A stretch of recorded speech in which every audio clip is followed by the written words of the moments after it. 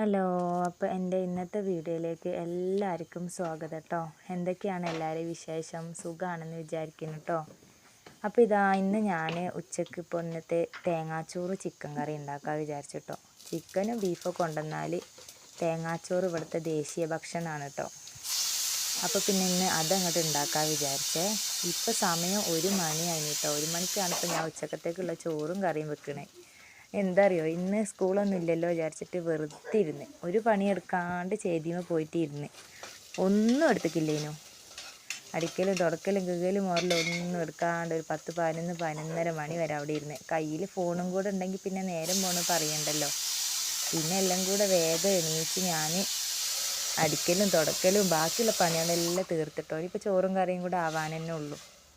അപ്പോൾ ഇത് വേഗം തേങ്ങാച്ചോറ് കുക്കറിൽ അങ്ങോട്ട് വേഗം വറ്റിക്കാൻ വിചാരിച്ചു. എന്നാൽ പിന്നെ വേഗം ആവുമല്ലോ. അപ്പോൾ ഉള്ളിയും തേങ്ങയും ജീരകവും എല്ലാം കൂടെ ഇട്ട് വാട്ടി വേഗം അതിലേക്ക് വെള്ളം ഒഴിച്ചു കൊടുത്ത് അതവിടെ ഉപ്പ് ഇട്ട് കൊടുത്താൽ വെച്ചിന് കേട്ടോ.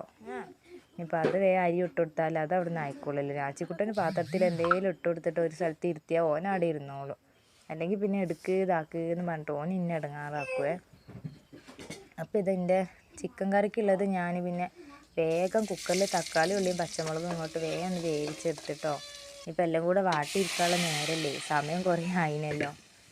അപ്പോൾ കറി വെളിച്ചെണ്ണ ഒഴിച്ച് ഇഞ്ചി വെളുത്തുള്ളിയും എണ്ണയിലേക്ക് ഇട്ടൊന്ന് മൂപ്പിച്ചിട്ട് ആ വേവിച്ച് വെച്ച തക്കാളി ഉള്ളി അതിൽ ഇട്ട് കൊടുത്തിട്ടോ. ഞാൻ അധികം ഇങ്ങനെ തന്നെയാണ് കേട്ടോ ചിക്കൻ കറി വെക്കൽ. എനിക്കിതാണ് എളുപ്പപ്പണി, വേഗം ആവും. എല്ലാം കൂടെ പൊടികളൊക്കെ ഇട്ട് കൊടുക്കുന്നുണ്ട്. മുളകും പൊടി, മഞ്ഞൾപ്പൊടി, മല്ലിപ്പൊടി, ചിക്കൻ മസാല, ഇത്രയും പൊടികളാണ് കേട്ടോ ഞാൻ ഇട്ട് കൊടുക്കൽ. അപ്പോൾ അതൊക്കെ ഒന്ന് ഇട്ട് കൊടുത്ത് നല്ലോണം ഇളക്കി മിക്സാക്കി അങ്ങോട്ട് എടുക്കുക. എൻ്റെ ഇടയിൽ ചെറിയ കുപ്പിയിൽ മഞ്ഞൾപ്പൊടി ഇല്ലേനു, അപ്പോൾ അതും ഒന്ന് നിറച്ചാട് എടുത്ത് വെച്ചിന് കേട്ടോ.